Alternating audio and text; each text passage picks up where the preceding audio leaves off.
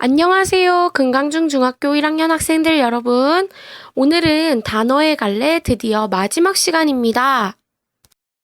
이 강의가 마지막 강의니까 끝까지 잘 듣고 마무리 잘 해보도록 합시다. 그러면 오늘 배울 내용 한번 살펴볼까요? 첫 번째, 오늘은 우리가 조사에 대해서 배워볼 거고요. 두 번째, 감탄사에 대해서 배워볼 겁니다. 그리고 마지막으로 깜짝 퀴즈를 풀면서 내용을 끝내보도록 하겠습니다. 그러면 먼저 조사에 대해서 한번 알아볼까요? 조사라는 말도 한자어로 도울 조자에 말사자로 이루어져 있습니다. 조사는 문장에서 쓰일 때 조건이 하나 있어요. 바로 체언 뒤에 붙어야 한다는 거죠. 여러분, 그러면 체언이 뭐였죠? 맞습니다. 체언은 우리가 저번 시간에 배웠던 명사, 대명사, 수사를 가리킵니다. 조사는 이 체언 뒤에 붙는 거죠. 조사는 크게 두 종류로 나눌 수 있는데요. 첫 번째, 조사 중에는 다른 말과의 문법적인 관계를 나타내주는 조사들이 있습니다. 말이 조금 어렵죠? 아까 조사는 다른 말들을 도와주는 단어들을 조사라고 한다고 했잖아요. 그 도와주는 역할 중에 이 종류는 문법적인 관계면에서 도움을 주는 거죠. 우리가 이런 조사를 무슨 조사라고 하냐면 바로 격조사라고 합니다. 격조사라는 것은 문법적인 관계, 즉 다시 말하면 자격을 주는 역할을 하는 조사들을 말합니다. 조금 어렵죠? 그래서 선생님이 예를 하나 가지고 왔습니다. 1학년 국어 공부 한다 라는 문장이 있습니다. 사실 1학년 국어 공부한다 라고 말해도 뜻이 통합니다. 하지만 1학년과 국어 공부 뒤에 조사가 붙게 되면 문장이 훨씬 매끄러워집니다. 1학년 국어 공부한다 라는 단어들을 도와주는 역할을 하는 거죠, 조사가. 그럼 여러분 한번 생각해 볼까요? 1학년 뒤에, 국어 공부 뒤에 어떤 말이 오면 자연스러울까요? 오, 맞습니다. 1학년 뒤에는 이라는 말이 오고, 국어 공부 뒤에는 를이라는 말이 오게 되면, 자, 볼까요?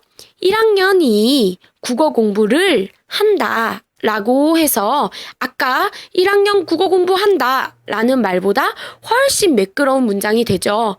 바로 이 이와 르이 자격을 주는 조사, 즉 격조사가 되는 거죠. 다른 말과의 문법적인 관계를 나타내주는 역할을 하는 겁니다. 두 번째로는 특별한 뜻을 더해주는 역할을 하는 조사가 있는데요. 앞으로 우리는 이것을 보조사라고 할 겁니다. 특별한 뜻을 더해준다. 즉 다시 말하면 뜻을 보충해준다.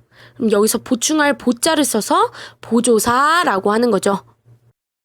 이것도 조금 어려울 수 있으니까 예를 통해서 살펴보도록 하겠습니다.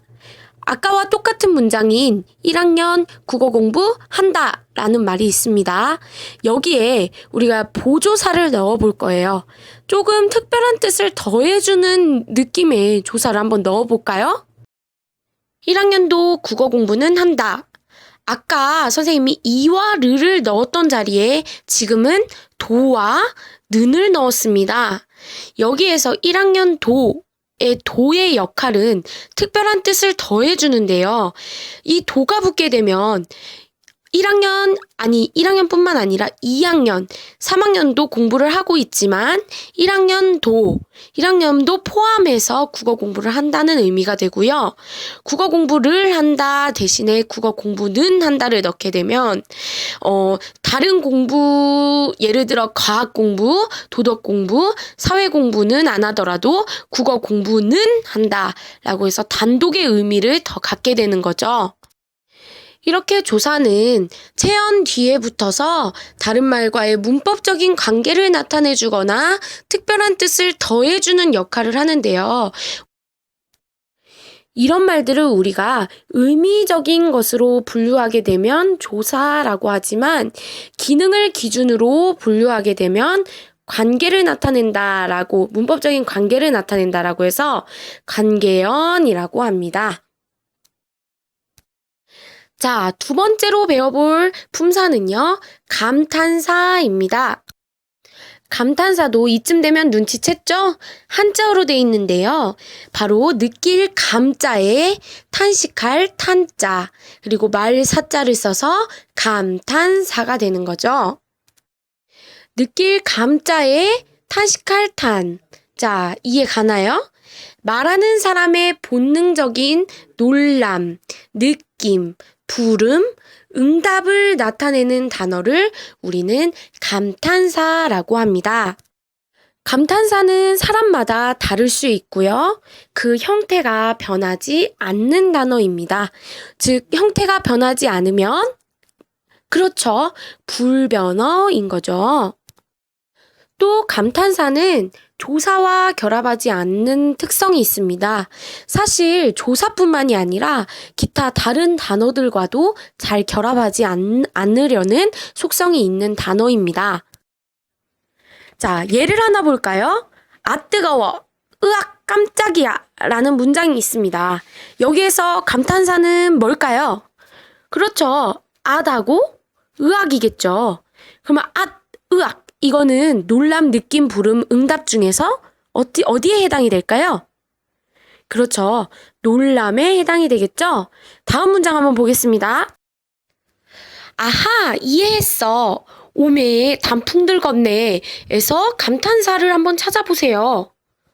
그렇죠, 아하 하고 오매예요. 여기에서의 감탄사는 놀람, 느낌, 부름, 응답 중에 뭐에 해당이 될까요? 그렇죠, 느낌에 해당이 됩니다. 자, 그리고 또 다음 예문. 야, 어이, 이쪽 봐! 라는 말이 있습니다. 자, 여기에서 감탄사는 뭐가 될까요? 그렇죠, 야! 한 다음에 어이! 요 두 개가 되겠죠? 야, 어이! 얘는 놀람, 느낌, 부름, 응답 중에 뭐에 해당이 될까요? 네, 맞습니다. 부르는 거죠? 부름에 해당이 됩니다. 자, 마지막 예 보겠습니다. 네, 알겠어요. 응, 할게. 아니, 안 먹을래. 에서 감탄사 한번 찾아볼래요? 그렇죠. 네, 알겠어요. 네. 응, 할게. 응. 아니, 안 먹을래. 아니, 있습니다. 자, 여기 이 세 감탄사는 놀람, 느낌, 부름, 응답 중에 뭐에 해당이 될까요? 맞습니다. 응답에 해당이 되죠. 자, 감탄사 이해 가시나요? 감탄사에서 중요한 건 아까 선생님이 말했듯이 어떤 단어하고도 잘 결합하지 않으려는 이 특성입니다. 그래서 우리가 감탄사를 다른 말로 뭐라고 하냐면 독립언이라고 합니다. 다른 말과 독립적으로 쓰이는 말이기 때문에 독립언이라고 하는 거죠. 자, 여기까지가 우리가 조사 그리고 감탄사를 배우면서 9개의 품사를 다 배워봤습니다. 자, 그러면 깜짝 퀴즈를 내면서 이번 시간 마치도록 하겠습니다. 여기 선생님이 명언 하나를 가지고 왔는데요. 이 명언에서 조사를 찾아서 클래스팅 비밀 상담방에 올려주세요. 조사만 찾아야 합니다.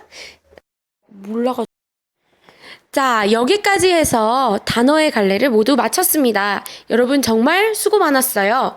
그동안 우리가 지금까지 총 9개의 품사, 명사, 대명사, 수사, 그 다음에 동사, 형용사, 관형사, 부사, 조사, 감탄사까지 해서 9개를 다 배웠는데요. 이제 최종적인 마무리는 학교에서 하도록 하겠습니다. 자, 단어의 갈래 지금까지 수고 정말 많았어요. 감사합니다.